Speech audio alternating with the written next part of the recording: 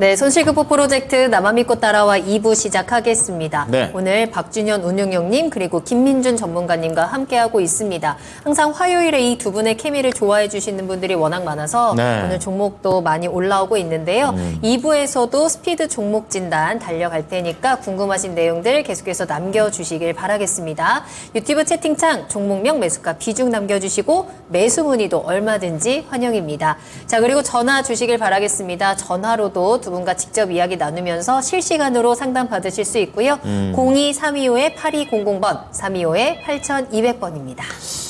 요즘 이제 날씨가 살짝 금방 추워져 버리니까 그럼요. 여기 채팅창에 써주신 것처럼 네. 붕어빵 요즘 팔고 있냐. 팔기 시작했더라고요. 근데 이제 붕어빵이 옛날 붕어빵하고는 좀 많이 다르더라고요. 미니 붕어빵 아니에요? 미니 요새? 붕어빵, 잉어빵, 사이드 다 다르고 안에 들어간 것도 판만 있는 줄 알았더만은 슈크림, 그러니까 민트 초코도 있어요.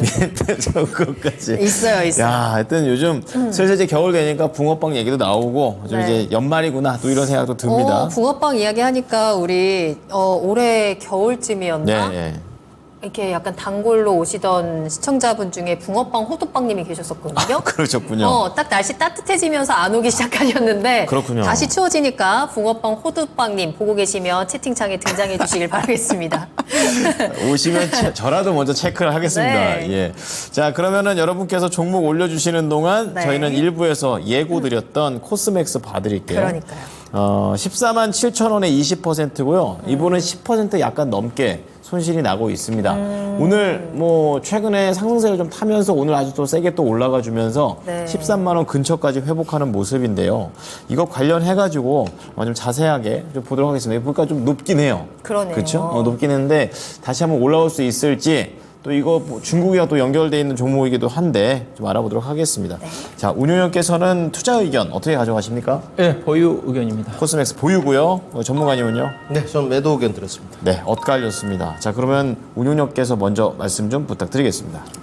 예, 화장품 회사 중에서 가장 실적 성장이 두드러진 회사가 코스맥스하고 그다음에 애경산업입니다. 최근 들어서.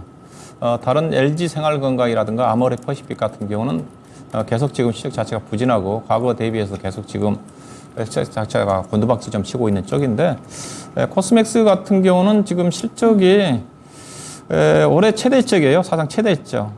회사가 영업이익 단위로 해가지고 2020년도 660억 난 적이 있었는데 올해 1,300억이거든요.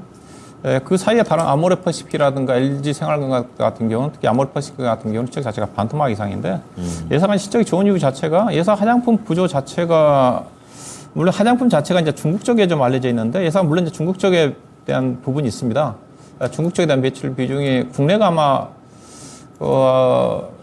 한 2배 정도 많을 거예요. 미국보다도, 중국보다도, 중국 현지 나가는 것보다도. 그래서 국내 쪽에 최근에 중국 관광객 유입에 따라 가지고 올해 아마 3분기 같은 경우도 전망치로 따지면 35% 정도 증가할 거라는 전망인데 예사 제품 자체가 이게 실제 괜찮은 이 자체가 제품 자체가 ODM과 OEM 주력입니다. 이게 주문자 상표 내지는 개발자 상품 표시지 않습니까? 네. 이 부분이 가지고 상당히 경쟁력이 좀 있다고 좀 봐야 될 것 같고요. 그다음에 LG 생활건강이나 아모레퍼시픽에 비해서 예사 제품 자체가 약간 중저가 쪽이거든요. 약 중가 정도 좀 될 겁니다. 아모레라든가 LG 생활건강 같은 경우는 럭셔리 쪽의 화장품인데 우리나라가 2, 3년 전까지만 한다 하더라도 중국 시장에서 그나마 럭셔리 쪽에서 경쟁력 유지가 좀 됐는데 지금 그것도 안 돼요. 그나마 그래도 예사가 좀 되는 이유 자체가 중가권 정도에서 또 저가도 안 되거든요. 네. 중가권에서 상당히 경쟁력을 좀 가지고 있어요. 그래서 실적이 다른 것들에 비해서 그래서 우상장을 한다고 좀 봐야 될 것 같고요. 네. 최근에 전망치로 따지면 예사가 2분기 때 실적이 서프라이즈하게 나왔거든요. 영업이익 아마 460억 나왔을 겁니다. 2분기 때. 근데 작년에 2분기 때 영업이익이 110억 정도, 170억 정도 됐으니까 네. 2배 넘게 나왔어요. 지금 3분기 같은 경우도 최근에 나온 전망치로 좀 따지면 358억 나온다고 그랬으니까 작년도에 3분기 때 197억이었거든요. 거의 80% 증가입니다. 그만큼 예사가 아무래도 이제 코로나 이후에 중국 당체 관광객들이 이제 본격적으로 이제 9월 달부터 유입되고 있지 않습니까? 그렇죠. 이제 그 전부터 꾸준히 유입됐으니까 그 효과를 인바운드 쪽에서 받고 있는 게 아닌가 그런 시각이고요. 그 다음에 이제 밸류로 따지면 예사가 보유금을 제시하는 자체가 아모레퍼시픽은 저는 여전히 안 된다고 보는 이유 자체가 아모레퍼시픽은 지금 PER 단위로 지금도 올해 아마 30배, 40배입니다. 내년도도 30배고요. 그 다음에 내후년도도 25배 정도밖에 안 돼요. 근데 예산은 지금 전망치로 따지면 실적성이 진행이 되니까 2025년도 기준에서 10배 미만입니다. 이게 가장 화장품 회사 중에서 실적 성장을 하면서 밸류에이션상으로도 가장 주가가 싸요. 그래서 다른 화장품 용어도 저도 개인적으로 소비주 같은 경우는 뭐 좋아하진 않은데 가장 그래도 실적 중에서 화장품 중에서는 코스맥스가 탑이다. 그다음에 애경산업과 더불어서 그런 관점에서 좀 보셔야 될까. 그러다 보니까 회사 차트를 보시면 회사 차트가 지금 뭐 올봉으로 보고 계시는데 회사가 역사적인 신고가가 우리나라 화장품 회사들 아모레퍼시픽이 45만 원 갈 때 이 종목의 주가가 얼마였습니까? 23만 원이었거든요.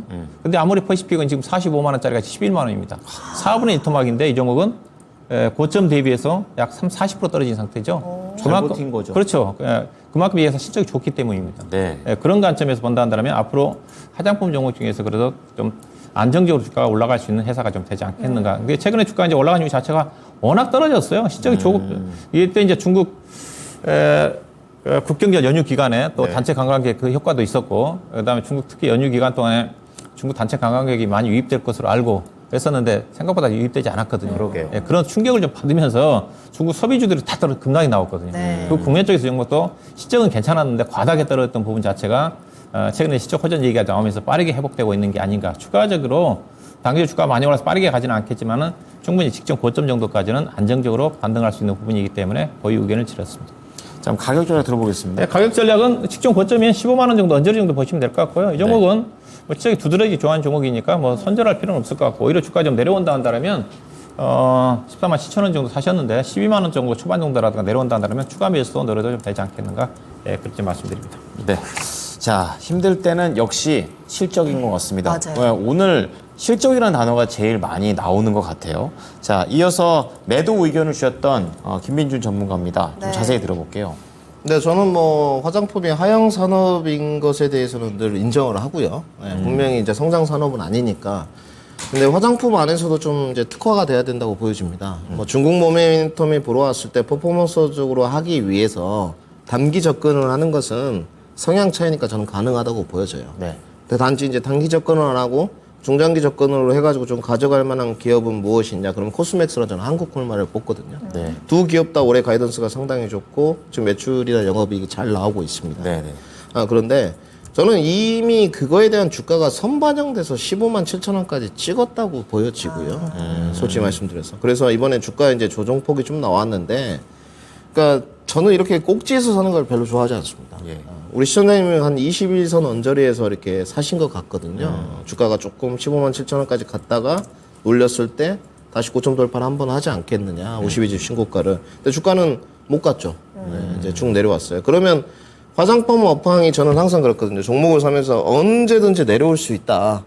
내가 추가 매수 자금 여력을 갖고 있다 하더라도 외국인이나 기관 투자가 아니기 때문에 자금이 언젠가는 소진되지 않습니까? 예. 그러면 외국인과 기관 투자자처럼 뭔가 행동을 해야 되는데 내가 행동할 수 있는 방안이 무엇이 있을까?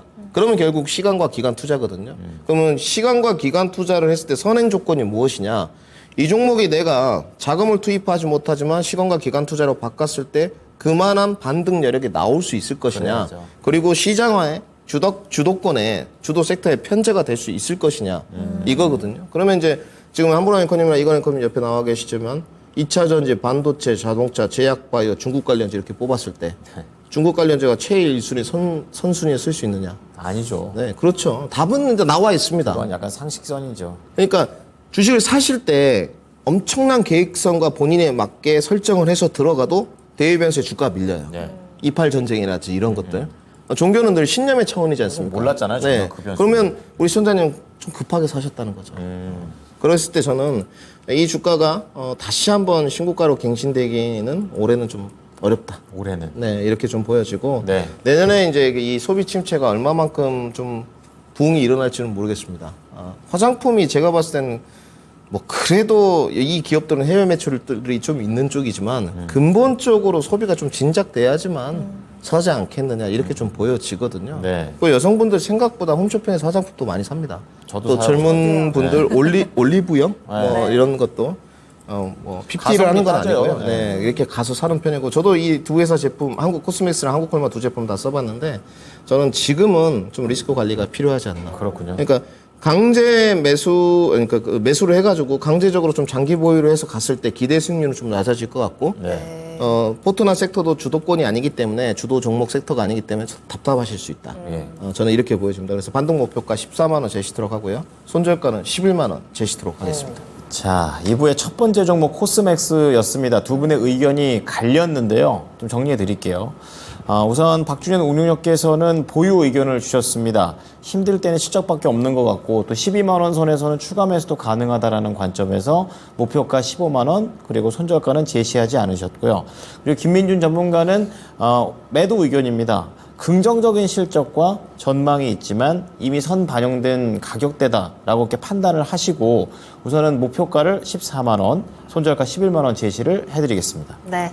자, 이렇게 해서 코스맥스와 관련해서 두 분의 의견이 조금 달라졌는데요. 우리 시청자님의 성향에 맞게 한번 잘 판단해 보시길 바라겠고요. 네. 저희는 다시 한번 실시간 종목 진단, 스피드 종목 진단 출발해 보도록 하겠습니다.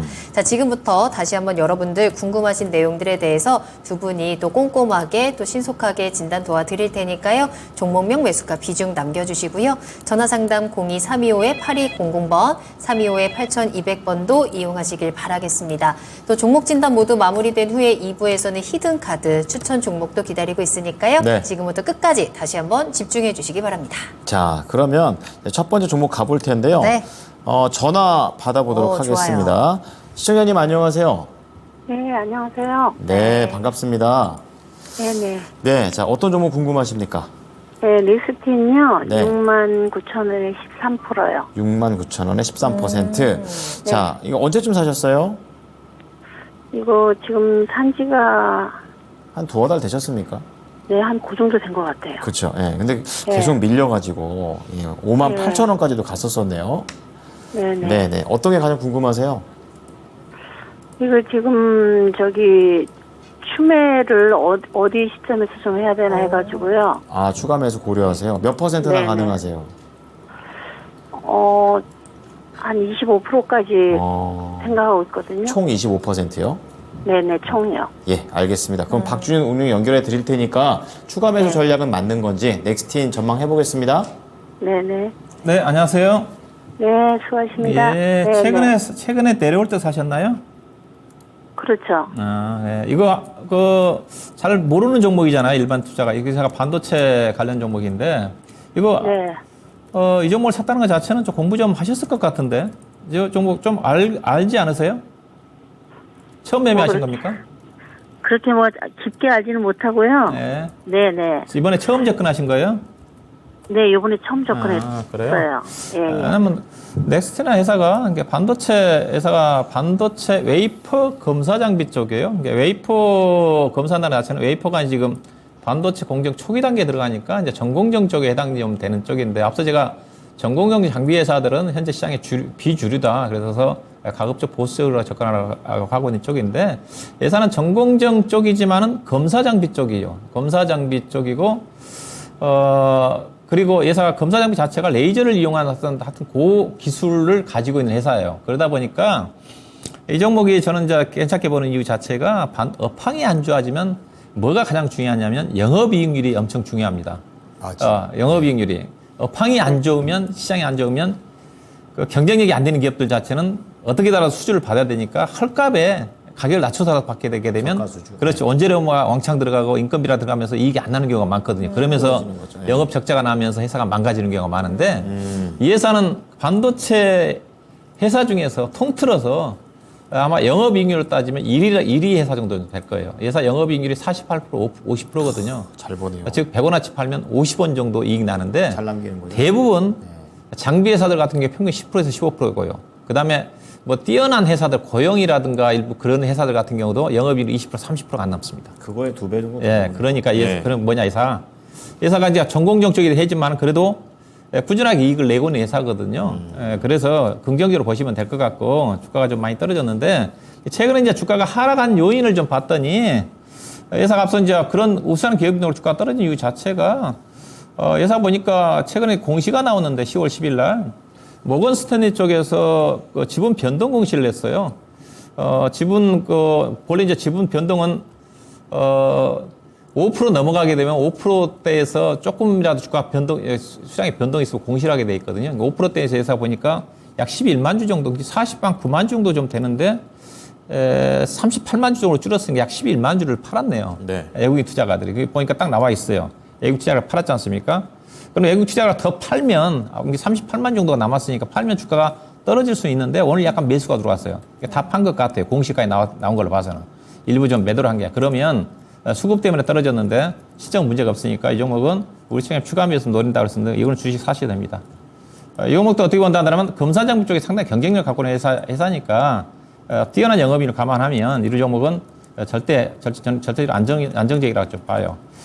예산은 충분히 영업이익을 감안하는 PER 단위로 20배 정도까지 가야 되거든요. 네. 올해는 지금 14배 되는 수준인데 반도체 D램 파이 워낙 안 좋아서 네. 하지만 다른 적자 나는 회사들에 비하면 상당히 이익 자체가 올해 전망치 자체도 지금 영업이익 단위로 500억이거든요. 작년도 565억이었지 않습니까? 네. 별로 안 준다는 거죠. 그럼 내년도는 800억으로 늘어나고 그다음에 내후년도는 1,100억으로 늘어납니다. 좋은데요? 그러면 이 회사 주가는 적극적으로 사셔야 됩니다. 2025년도 기준에 PER 7배 되는 수준이니까 그래서 주가는 차트는 이거 바닥이에요. 얼마 나 싸게 산다고 생각하지 마세요. 이거 주가는 제가 보기에는 현재 6만 원대 아래로 안 내려갈 것 같아요. 왜냐면 비싸게 살 생각하지 말고. 예, 비싸게 살 생각, 싸게 살려고 저가에 살려고 하다가 나중에 높게 삽니다. 이 자체가 차트를 보시게 되게 되면 여기를 좀 돌파하면서 올라갔던 가격대거든요. 여기 지지가 좀 되니까 앞서 이제 애국 수급 때문에 떨어진 거니까 이거 파는 것 자체가 애국차가 추가적으로 팔 것 같지는 않아요. 그래서 추가 매수 하셔서 최소한 8만 원 정도까지 보유 관점에서 대응하시면 될 것 같습니다. 네, 시청자님 추가 매수 가능하시대요. 지금 수준에서. 아, 그러면 지금 이 시점에서 추가 매수를 해도 된다고요? 예, 그래서 그 사신 다음에 목표가 8만 원 드릴 테니까 가져가시면 될 것 같은데요. 아, 예, 감사합니다. 예, 네네. 수익 많이 내십시오. 네, 감사합니다. 네, 감사합니다. 예, 넥스틴 경쟁력 있는 기업이고 현재 싸니까 추가 매수도 좋고 목표가도 8만 원 잡아드렸으니까 많이 수익 내십시오. 좋습니다. 네. 다음 상담 이어가 볼게요. 작은 소나무님 오셨군요. 금호석유 진단하겠습니다. 매수가 18만 4,700원입니다. 높이 매수를 하셨네요. 비중은 6.5% 가지고 계시고요. 오랫동안 보유하고 있는데 어떻게 대응해야 할까요? 라면서 질문을 남겨주셨습니다. 우리 18만 5천 원에 사셨으면 거의 2년 정도 보유를 하셨을 것 같고 금호석유가 뭐 2021년부터 시작해서 계속해서 지금 하락세를 이어오고 있는 상황이어서요. 좀처럼 업황이라든지 주가에 대한 회복의 모멘텀이 지금 뚜렷하게 나타나지 않는 것 같습니다. 손실 계속해서 커져가고 있는데 어떻게 대응해야 할까요? 그러니까 이렇게 보셔야 될 것 같습니다. 이제 종목을 이렇게 선정하거나 네. 또 주식을 하다 보면 뭐 우리 시청자분도 마찬가지겠지만 전문가도 마찬가지입니다. 네. 장롱 속에 들어가 있는 종목들이 있습니다. 그렇죠. 또 그때는 그게 최선이라고 생각했는데 돌이켜 보면 업황이나 이런 부분이 안 좋아지기도 하고요. 벌써 마음이 아파요. 예. 그런데 우리가 이제 팬데믹 때로 좀 돌아가게 되면 많은 전문가들이 나와가지고 이 금호석유 막 외쳤었어요. 계속적으로 그 주가가 계속 뻗을 것 마냥. 그렇죠. 네. 저는 그때도 말씀드렸지만 이거는 좀 다르게 봐야 된다. 금호석유의 가장 주된 업황이 그때 당시에 엔비라텍스 네. 코로나 국면에서 장갑이었거든요. 기억나시죠? 노란색 장갑. 맞아요. 라텍스 장. 얇은 거. 뭐 저도 사서 썼습니다. 그때 당시에는. 그러니까 뭐 정말로 호실적을 썼어요. 2020년, 2021년, 뭐 작년까지도 그런 대로. 근데 올해는 조 단위 매출 실적이 전혀 잡혀 있지가 않습니다. 올해 가이던스가 나왔는데 작년까지 1조 1천억 원이었는데 네. 올해 4천억대. 내년에 또 회복 국면으로 가지 않는다는 거죠. 5,600억, 6,400억, 2025년에도. 그러니까 코로나로 좋을 때만한 그 실적으로 저는 절대 돌아갈 수 없다고 보여져요. 지금 지나고 나서 보니 우리가 생각해 보면 그때 굉장히 코로나 걸렸다고 하면 주변에서 좀 혐오린 시선으로 많이 봤지 않습니까? 지금 뭐 3년 지나고 나서 보니까 솔직히 아무것도 아니잖아요. 주변에 흔하게 볼 수 있는 게 코로나 확진자지 않습니까? 네. 근데 저는 이렇게 보여집니다. 그러면 금호석유에서 뭔가 신박한 신사업 부분이라든지, 그죠? 이런 부분들이 부각되기 이전에는 좀 어렵지 않겠느냐. 네. 그러면 모멘텀이라도 좀 타줘야 되는데 금호석유에서 무슨 신박한 사업이 있을까? 2차 전지? 뭐 이렇게 생각해도 거리감이 좀 있는 것 같고요. 그렇죠. 갑자기. 예. 뭐 금호석유하고는 전혀 제가 봤을 때는 잊혀던지도 안 될 것 같습니다. 정밀화학 부분을 좀 보더라도 제가 봤을 때는 안 될 것 같고 결국은 그러면 금호석에 그래도 작년에 이제 4%대 배당을 했기 때문에 연말로 갈수록 배당 메리트 좀 부각되면서 기관 투자자들 유입 이런 것들 좀 지켜봐야 될 것 같은데 올해 가장 그 좋았을 때가 16만 5천 원이었거든요. 네. 전 여기도 좀 어렵다고 보여집니다. 아, 그 정도. 네, 그렇죠. 왜냐면 작년에 그래도 1조 원대 찍었기 때문에 4% 배당했지 않겠습니까? 올해 지금 영업이익이 지금 4천억대인데 네. 그만큼 배당하기 힘들죠. 배당 매력도 떨어지네요. 네, 그렇게 보여집니다. 그래서 우리 시청자님 이거는 그 결정을 하셔야 될 것 같고. 그러니까 저는 지금 굉장히 경기 침체 국면이고 뭐 내년에도 이제 저는 뭐 경기 사이클 5단계 중에서 발전기라고 좀 보여지는 쪽인데 네. 녹록지 않죠. 다 돈 없습니다. 자금 힘들고. 그렇긴 하죠. 네. 근데 결국은 정말 힘들 때 웃고 힘들 때 공포에 매수하는 사람이 결국 수익을 내거든요. 네. 그래서 저는 이거는 칼 뽑으셨으면 좋겠습니다. 단기 반등 목표가 15만 5천 원 제시도록 하고요. 손절 의견 드리도록 하겠습니다. 네. 금호석유 전체적으로 좀 쉽지 않다라는 표현이 가장 맞는 것 같고요. 네. 시청자님께서도 그동안 오래 가지고 계시면서 손절을 하기가 쉽지 않았겠지만 지금은 이제 결단이 필요할 것 같습니다. 반등 목표가 15만 5천 원에서 손절 타이밍, 매도 타이밍 이번에는 꼭 빠져나오시고 다른 종목들로 그 부분을 채워가시길 바라겠습니다. 네. 자, 다음 종목은 그 대한민국 만세님께서 펜오션 네.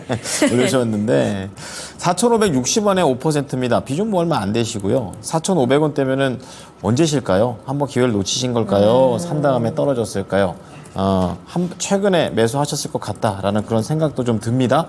자, 그럼 펜오션과 관련해가지고 전망 좀 핵심만 좀 들어보도록 하겠습니다. 네. 전문가님, 운영님 어떻게 보십니까? 최근에 이제 주가가 떨어진 이유 자체가 보시다시피 최근에 급락 나왔지 않습니까? 네. 제가 한 달 전에가 진단했을 때 5,200원 그때 급등할 때 제가 제시 들어서 바로 다음 달인가 도달해가지고 더 가나 했는데 그 뒤로 이제 주가 떨어졌는데 이제 뭐 떨어진 이유가 딱 하나예요. 뭘 이제 보기에 업황 자체 이제 BDI 지수니까 그렇죠. 거기가 안 좋죠. 벌크선 운임 지수니까 벌크선 운임 지수는 변동이 없습니다. 지금 보니까 제가 잠깐 들어가 봤더니 벌크선 운임 지수 올해 현황을 보게 되게 되면 작년도가 최저가 520까지 떨어졌어요. 네. 그 전에 이제 3,500, 500이 고점이었고. 3,500에서요? 예, 그다음 500까지 떨어졌다가 올해 4월 달에 이제 1,000 정도 됐다가 최근에 이제 거의 2,000까지 1,980까지 올라갔어요. 많이 살아났네요. 예, 지금 1,960 정도 되니까 예. 별로 안 떨어졌어요. 근데 떨어진 이유가 이게 그 벌크 운임 지수가 1,000에서 그 2,000까지 올라가니까 주가 급등했어요. 근데 주가 떨어진 이유 자체가 뭐 한 가지죠. 중동 분쟁 때문에.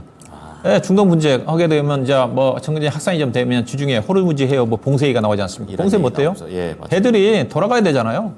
예, 멀리 돌아가야 되니까 돈이 더 드는 예, 거죠. 돈이 더 듭니다. 물론 이제 또 운임을 올려 받으니까 제가 보기에는 그렇게 해운 회사들이 손해 볼 것 같지는 않아요. 다만 이런 지정학적 리스크가 되게 되면 선박들이 위험하니까. 그렇죠. 그래서 가장 피해를 볼 수 있는 회사가 이제 HMN 주가 같은 경우도 지금 급락이 나왔어요. 아마 그것 때문에 컨테이너 업종 지수도 지금 890까지 떨어졌더라고요. 컨테이너 업종 지수는 5,200까지 가다가 지금 890이니까 세상에. 거의 5분의 1 토막 떨어졌어요. 그만큼 해운 업종의 변동이 심하다는 겁니다. 그렇군요. 예, 근데 이제 펜오션은 앞서 얘기했다시피 가격 지수가 거의 반토막 정도까지 떨어졌다 지금 판단하고 있지만은 네. 그렇게 실적 변동성이 크진 않아요.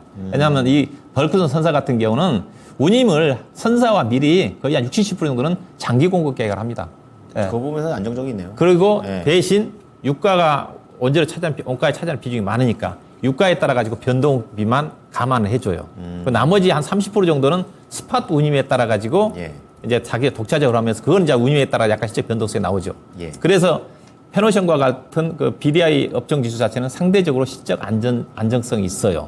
그래서 어떻게 보면 펜오션 같은 경우 종목 BDI 지수 같은 경우는 장기 투자해도 됩니다. 네. 다만 앞서 컨테이너 업종 지수와 관련된 HMM 같은 경우는 장기 투자해서는 안 돼요. 그거는 민감하게 반응합니다. 변동성이 운임 가격이 크니까. 즉각 반영이 되니까. 그래서 HMM 같은 경우는 뭐 최근에 뭐 2, 3년 동안 뭐 10조 원 정도까지 연간에 이익이 내는데 거의 이제 적자 날 거예요. 예. 그래서 그런 뭐냐? 펜오션은 뭐냐? 주식 사야 된다는 거죠. 예. 이것 때문에 지정학적 리스크 때문에 떨어졌으니까 예. 다시 거의 다 떨어진 것 같아요. 그래서 주가는 왜냐면 올해 예사 영업이 그냥 4, 5천 원 나오거든요. PER 단위로 지금 5배 되는 수준이니까. 예. 결국은 이거는 이제 추가적인 상승 오버슈팅 자체는 경기가 좀 회복이 좀 되면서 물동량이 특히 중국 경기가 회복이 좀 돼야지 그건 BDI 지수니까 석탄이라든가 철광성을 주로 실어 날리잖아요. 곡물이라든가. 예, 중국. 특히 이제 석탄이라든가 철광성이 중국에서 네. 그 수요가 많이 차지하니까 예. 그 업황이 좋아져야지 그 관련 수요가 증가되면서 이제 꾸준하게 BDI 업종 지수가 상승을 하면서 추세적으로 상승을 하는데 현재는 경기가 안 좋으니까 여전히 물동량이 중국의 물동량 석탄이라든가 철강이 증가되지 않기 때문에 주가는 제한적이다. 그래서 주가는 저는 4,000원 아래로 내려가지 않는다. 비중이 5%밖에 안 되네요. 예. 뭐 충분히 뭐 추가 매수 좀 하셔야 될 것 같고요. 충분히 이 종목은 다시 최소한 4,800원, 5,000원까지는 상승하지 않겠는가. 최소한 5,000원까지 보유 전략 제시하도록 하겠습니다. 네. 자, 중동 전쟁 때문에 잠깐 흔들렸습니다. 올해 오히려 추가 매수를 할 타이밍이라고도 하셨고, 목표가 4,800원에서 5,000원 드릴 테니까 네. 참고해 보시기 바랍니다. 네, 자 조금 더 속도를 높여서 다음 종목 빠르게 볼게요. 이번에 볼 종목은 늘 봄날님께서 JW 중해제약 진단해 주셨습니다. 네. 매수가가 41,000원이에요. 비중 7% 가지고 계시고 매도 가격 궁금합니다. 대처는 어떻게 해야 하나요? 라고 하셨는데 중해제약이 7월 달에 여러 가지 모멘텀이 겹치면서 급등을 했었고요. 다시 한번 이제 조정 나오는 구간이에요. 하락 구간에 매수를 하신 것 같은데 다시 한번 주가는 또 계속 흘러 내려가고 있습니다. 그러게요. 언제 매도를 해야 하는 걸까요, 전문가님? 네, 저도 제약바이오를 이제 굉장히 관심 있게 좀 보고 있고, 네. 뭐 훈풍은 뭐 비만 철회제로부터 좀 시작됐던 것 같고요. 또 네. 개별 모멘텀 갖고 있는 종목들도 뭐 ADC, 알테오젠 대표적으로 좀 갔던 것 같습니다. 뭐 이제 뭐 패시브 자금 좀 들어온다, 액티브 펀드 뭐 이런 이야기도 좀 있었던 것 같고요. 네. 등등의 이야기가 좀 있었던 것 같은데. 우리 수나님이 이제 눌림목 접근을 하신 것 같습니다. 우선 중해제약이 이렇게 올해 주가 좀 고공행진했던 부분은 뭐 R&D나 이제 파이프라인도 좀 순항을 했고요. 통풍치료제가 보니까 뭐 대만 쪽 이런 네. 중화권 지역에서 또 임상 3상에 좀 들어가는 것 같고. 삼상. 네. 그리고 이제 여기 이제 탈모제. 이게 뭐 영원한 꿈이죠. 탈모가. 네. 탈모 다이어트의 꿈입니다. 누가 제가 이런 컨텐츠를 본 것 같은데 노벨 수상자들도 탈모는 해결이 안 됩니다. 정말 좀 꿈인 것 같고 이런 안타깝네요. 모멘텀들 그리고 이제 제약회사니까 실적 네, 실적이 굉장히 그래도 뭐 중견제약업체 뭐 시가총액은 편입을 못 시켜주겠지만 나름 그래도 홀딩스를 또 갖고 있고 괜찮은 기업이라고 보여지는데 네. 이런 삼박자가 맞아 떨어지면서 주가 상승이 나왔던 것 같거든요. 그래서 올해 증권사들도 목표가를 좀 우상향 조치했는데 그런 주가의 퍼포먼스는 한번 나온 것 같습니다. 그래서 이제 반등세가 나올 때는 만약에 이제 3분기 실적도 이제 뚜껑이 열리면서 좀 잘 나오면 제가 봤을 때 일정 부분 리바운드는 가능하실 것 같은데 다시 한번 지난 8월 18일에 찍었던 52,500원을 넘어서 주가가 신고가 영역으로 가는 부분은 그 중해 제약에서 좀 적극적으로 어그레시브하게 뭐 뉴스플로우 임상 3상에 대한 결과물을 내지 않는 이상은 예. 좀 어려울 것 같고 그렇군요. 현재 상황에서는 그건 좀 어렵죠. 제가 지레 판단하기에는. 그래서 저는 기대 수익률은 크지 않을 것 같습니다. 손절 라인 좀 관리도 필요하실 것 같고요. 제가 봤을 때 제약 바이오이기 때문에 네. 정말로 이 기업에 내가 투자 포인트로 들어간 것은 아니라면 손절 라인 좀 필요가 하겠죠. 그래서 저는 손절 라인 제시도록 하고요. 손절 라인은 지난번 저점 구간이 좀 맞는 것 같습니다. 이번 최근에 저점은 좀 아닌 것 같고 네. 손절 라인 34,000원 제시도록 하고요. 반등 목표가가 중요할 것 같은데 제가 봤을 때 우리 신장님 뭐 비중이 7%라서 추가 매수를 할 여력은 있으시겠지만 저는 추가 매수 의견은 못 들을 것 같고요. 반등 목표가는 41,000원 제시도록 하겠습니다. 네, 매수가까지는 반등이 가능하네요. 손실 없이 나올 수 있으면 좋겠고요. 예. 손절가 34,000원 제시해드렸습니다. 네, 다음은 두 분이 동시에 올려주신 종목이라서 선정이 된 것 같은데 전미선님하고 김영옥님입니다. 네. SKI 테크놀로지고 두 분 가격대도 10만 원대를 기준으로 왔다 갔다 하는데 비슷하군요. 우리 미선님께서는 97,544원, 영옥님은 105,000원. 비중은 똑같습니다. 5%. 지금 추가 매수를 하면 익절하고 나올 수 있을지 진단 좀 부탁드리겠습니다. 라고 좀 말씀을 해주셨는데 SKI 테크놀로지는 지난 7월에 한번 7월 말에 한번 12만 원 장중 갔다가 그게 제일 높았을 때네요. 고점이었어요. 예. 네. 그다음부터는 쭉 완만하게 내려오면서 7만 원을 지금 깨고 내려와 있는 상태인데 앞으로에 대한 방향성 타진해 보겠습니다. 운용령님 어떻게 보세요? 예, 뭐 SKI 테크놀로지 이제 분리막이니까 분리막의 성장은 이제 2025년도 지금 보고 있거든요. 네. SKI 테크놀로지 같은 경우 지금 전망치로 따지면 2025년도 이제 급성장할 거라는 전망인데, 근데 지금 시장에서 자꾸 이 종목이 이제 그래도 물론 대부분 이제 최근에 발표된 뭐 에코프로 그룹 양극재 관련 기업들도 실적이 뭐 상당히 뭐 쇼킹하게 나왔지만은 네. SKI 테크놀로지도 계속 최근에 제가 저도 몇 년 동안 실적 추이 컨센 대비해서 발표 실적을 보게 되면 거의 맞는 적이 없어요. 다 어닝 쇼크거든요. 그렇군요. 그러다 보니까 계속 실적은 계속 좋아진다 하는데 아직까지는 수익성 개선 속도가 상당히 더딘 것 같습니다. 아마 예. 이번 3분기 실적도 약간 기대치가 지금 영업이익 단위로 지금 본래 제가 알기로는 2분기 같은 경우 영업이익이 거의 80억 정도 예상을 했던 건데 80억 정도 예상을 했던 건데 9억밖에 안 나왔거든요. 근데 지금 3분기 그렇죠. 3분기 같은 경우 70억 정도를 예상을 하고 있는 쪽인데 예. 하여튼 최근에 양극재 관련 종목들 시장 나오는 것을 봐서는 뭐 장담하기 좀 어려워 보입니다. 만약 시장 이제 컨센이 상회가 되면 이제 그때서부터는 올라갈 거예요. 근데 올라간다 한다 하더라도 최근에 이제 양극재 단위 관련 종목들이 그래도 가장 경쟁력이 있는 소재 쪽이니까 그들 관련 종목들이 시장이 안 좋게 나오면서 지금 전반적으로 여타 2차 전지 소재 관련 종목들이 지금 밸류 자체가 지금 떨어지고 있는 쪽이거든요. 그러면 이 종목을 어떻게 봐야 되느냐? 양극재가 가장 탑이니까 그 어떤 제품의 경쟁력으로 따지면 그러면 양극재 어떤 밸류 가장 앞선 회사가 포스코 퓨처엠하고 에코프로 BM이지 않습니까? 그 회사가 2025년도에 실적 전망치를 밸류를 보시게 되게 되면 현재는 아마 포스코 퓨처엠이 36배까지 떨어졌고요. 그 다음에 에코프로 BM이 아마 30배 정도 좀 될 건데 문제는 에코프로 BM이 그제 나왔던 실적 하향 조정치가 반영이 안 됐습니다. 더 내려갈 수도 있고. 더 PR이 올라갈 거예요. 올라가겠죠. 한 40배, 지금 30배면 40배 이상 올라갈 거예요. 그러면 SKI 테크놀로지를 어떻게 봐야 되느냐. 현재 실적 전망치로 따지면 SKI 테크놀로지가 PR 단위로 지금 2025년도에 지금 20배거든요. 20배면 맥시멈 이 종목 30배 보시면 됩니다. 양극재가 40배면 분리막이니까. 30배. 예. 그러면 20% 30% 할인을 받아야 되거든요. 그렇죠. 그럼 30배가 이 종목의 적정 목표 주가예요. 그러면 이 종목은 2025년도 주당 EPS가 3,300원이니까 적정 주가가 딱 10만 원입니다. 33 곱하기 30배 하게 되면. 그렇죠? 99,010만 원입니다. 그러면 장기적 목표 주가를 일단 10만 원 정도 언저리 보는 게 합당할 거예요. 현재로 네. 봐서는. 그러면 목표 주가는 현재 낙폭 과대에 따라서 현재는 주가는 거의 저점이 나온 것 같아요. 기술적으로. 최근에 계속 지금 반등 안 나오고 있지만 현재 지금 68,000원대 언저리가 보시면 올해 4월 달에 주가 상승 초기 단거거든요. 그렇게 올라갔다가 조정받고 에다가 다시 7월 중순 때 10만 원, 12만 원대까지 가던 주식인데 현재는 다시 저점까지 내려왔기 때문에 여기는 지지가 좀 될 것 같아요. 그래서 반등 나온다 한다 하더라도 현재로 봐서는 9만 원대 이상 어려워 보여요. 그래서 목표 주가는 현재로 봐서는 9만 원 언저리 정도가 최대한 목표 주가다. 현재 가격대에서는 비중이 5%밖에 안 되니까 우리 시청자님은 비중도 가격도 높으니까 10% 정도 단위는 충분히 현재 가격대 68,900원에서 매수하셔가지고 88,000원, 9만 원 정도 언저리 정도를 매도 목표로 보고 접근하시면 될 것 같습니다. 손절가는 생각 안 해도 됩니까? 네, 선절 가격은 일단 이분 같은 비중이 5%밖에 안 되지 않습니까? 그렇죠. 뭐 추가 매수를 하셔야죠, 그래서요. 네, 알겠습니다. 자, SKI 테크놀로지의 실적 부진이 지속되고 있습니다. 계속 실적 얘기 나오고 있죠. 네. 장기 목표가 10만 원, 그리고 단기 목표가 88,000원에서 9만 원인데 추가 매수를 통해서 좀 더 전략을 다각화시켜야 될 상황이니까 참고하시기 바랍니다. 네, 다음 상담 빠르게 만나볼게요. 화신입니다. 셔니케이님 반갑습니다. 매수하신 가격이 12,000원에 비중 20% 가지고 계세요. 네. 화신 뭐 아직 손실이 큰 구간은 아닙니다만 차트가 계속해서 아래쪽에서 부진하네요. 움직이지 않고 있죠. 예. 앞으로 전망 어떻게 보실까요, 전문가님? 네, 저는 뭐 그렇게 자동차를 나쁘게 보고 있지는 않습니다. 네. 뭐 대신 이제 뭐 시청자분들에게 이제 특정 종목을 뭐 많이 안내하고 있지는 않고 단지 자동차 좀 하실 때 좀 매매 쪽으로 하셨으면 좋겠다 이렇게 좀 언급을 드리거든요. 네. 그러면 이제 자동차 뭐 부품 종목들도 좀 쌀 때 사가지고 비쌀 때 이제 팔아야 되는 쪽이지 않습니까? 예. 자동차 업황이 이제 3분기 때는 제가 안 좋다고 좀 말씀드렸고 뭐 추가적으로 이렇게 사전 예약 받았던 부분들 쌓여있던 물량들이 한꺼번에 좀 나가면서 신차 수요가 좀 증가해야 되는데 신차 수요 증가가 없었죠. 경기가 좀 어려워지면서 네.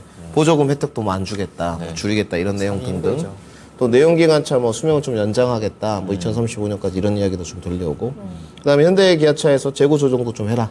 뭐 이런 내용도 들려왔고. 제가 화신 같은 경우는 샤시하고 조향장치 부분이 있는데 또 이제 아이오닉 뭐 5, 6 이런 전기차, 네, 전기차 부품도 지금 하고 있는 걸로 제가 알고 있고. 그렇군요. 또 고가 차량인 제네시스에도 부품을 공급하고 있습니다. 네. 또 뭐 모비스랑 최근에 보니까 2031년까지 뭐 최근에 또 9,300억 정도 장기 계약을 또 했더라고요. 매출 대비. 그래서 실적은 안정적으로 좀 뒷받침이 되고 자동차 부품의 가장 큰 그 아픈 손가락이었던 영업이익률이 너무 안 좋다. 뭐 이런 부분은 좀 개선이 됐어요. 그래서 이제 결국은 이제 주가 조정이 어느 정도 이루어지고 나서 매매 접근 포인트가 좀 나올 것이냐 이 싸움인 것 같거든요. 예. 근데 올해 이제 자동차 부품들이 상당히 노출들이 좀 많이 됐습니다. 뭐 화신이라든지 대표적으로 2분기 때 실적이 좋았던 종목들, 뭐 SL이라든지 명신산업이라든지 성우하이텍이라든지 등등 이런 종목들이 개인 투자자들이 좀 노출이 돼 있어요. 예. 그러니까 지금 올해 뭐 쇼스키지 상황이 발생되면서 특정 그룹들 개인 수급이 직결되면서 좀 올라가는 현상이 있었지만 그런 경우는 아주 극히 드문 경우고 경기 침체 국면에서 수급의 주된 견인차 역할은 외인이나 기관이지 않겠습니까? 그러면 매번 말씀드리는데 투자 포인트로 안 하고 매매를 좀 하실 때면 수급 동향을 좀 파악하신 다음에 예. 기술적인 관점보다는 개인 투자자 수급들이 많이 들어와 있다. 그럼 종목 못 갑니다. 아, 네. 수급 견인차의 주체가 들어오지 않고 있지 않습니까? 그렇죠. 근데 단지 우리 시장은 낮은 가격에서 12,000원에 사셨어요. 비중도 20%고 보유 의견 드리도록 하고요. 뭐 좀 더 하반기 때 뭐 배당 주식들 좀 부각되면서 뭐 특별하게 자동차들이 많이 내려가겠느냐 그렇게 보여지지 않고 내년 뭐 1분기로 간다면 좀 더 우호적인 환경으로 보여집니다. 그래서 뭐 금방 후딱 두 달 갑니다. 아무것도 안 해요. 주식 투자하고 나서 보면. 버티자. 예. 네. 오늘 그 어떤 PD분도 이런 말 아까 쓰시더라고요. 에코프로를 뭐 6,000원대 봤다. 6만 원대인가요? 뭐 그런 이야기도 하시던데. 그러니까 좀 더 길게 뭐 스윙 관점으로 가져가셨으면 좋겠고요. 12,000원이면 충분히 타당한 가격입니다. 그래서 보유 의견 드리도록 하고요. 손절가 따로 제시 않도록 하고요. 반등 목표가가 중요할 것 같습니다. 어느 정도에서 이제 내가 과연 내 그릇 크기만큼 매도하고 네. 수익률에 만족하고 나올 거냐 이런 부분인 것 같은데요. 저는 뭐 이평선 기준으로 좀 하고 싶지는 않고 반등 목표가는 한 15,000원짜리까지는 가능하지 않겠냐. 내년 한 1, 2분기까지 끌고 갔어요. 그래서 반등 목표가 15,000원 드리도록 하겠습니다. 네, 최근에 주가 지지부진하지만 시청자님 매수 그래도 잘 들어가셨습니다. 네. 큰 그림으로 조금 더 멀리 보는 관점이 중요할 것 같고요. 15,000원 목표가 잘 챙겨보시기 바랍니다. 네, 한 종목 더 볼게요. 네. 지금 잔잔바리님께서 원택이라는 종목을 올려주셨는데 이분은 이제 11,500원대에 사신 거예요. 이제 20%를 담고 계시는데 이제 그 이후에 좀 더 내려가고 있죠. 예, 그런 9,000원, 9,100원대까지 내려가기도 했었는데 이분은 20%인데 더 사도 될까요? 이 얘기를 하고 그렇구나. 계십니다. 네. 과연 더 사도 되는 건지 알아보도록 하겠습니다. 운용님이 어떻게 보십니까? 예, 이 종목은 제가 지난주 이 시간에 히든 종목으로 추천했던 종목이다. 다다음 날인가 변동성이 나와가지고 제가 이따가 히든 종목 추천할 때 잠깐 언급을 해야 될지 말아야 될지 고민하고 있었는데. 약간 좀 리뷰를 예, 이제 일단 좀, 해주시는. 네. 다행히 올라와서 좀 네. 편안하게 좀 얘기할 시간이 될 것 같습니다. 네.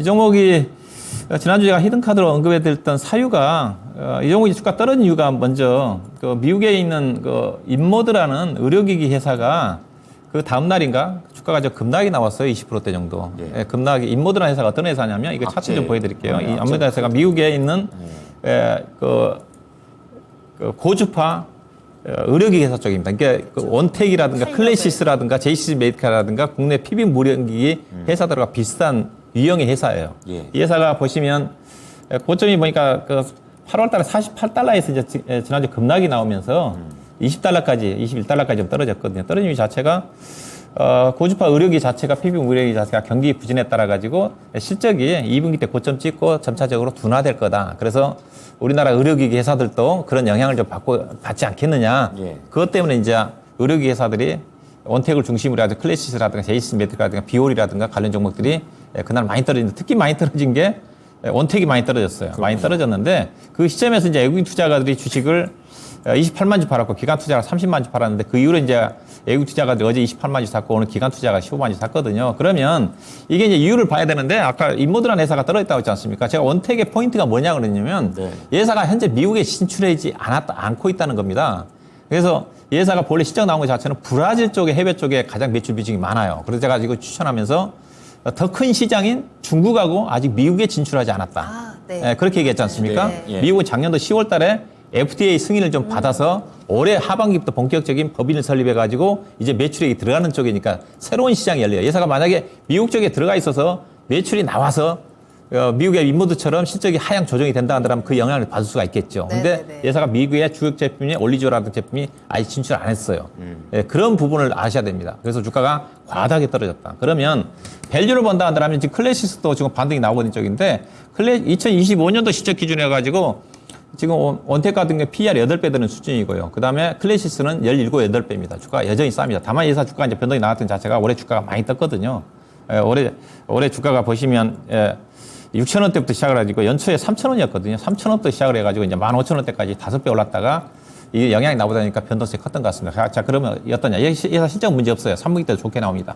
예, 그래서 아마 이분 아마 11,500원대 사셨던 분은 아마 제가 추천하기 이전에 사셨던 것 같아요. 예. 제가 추천한 이후 그때까지 그건 아니었거든요. 10,000원대 초반이었기 때문에.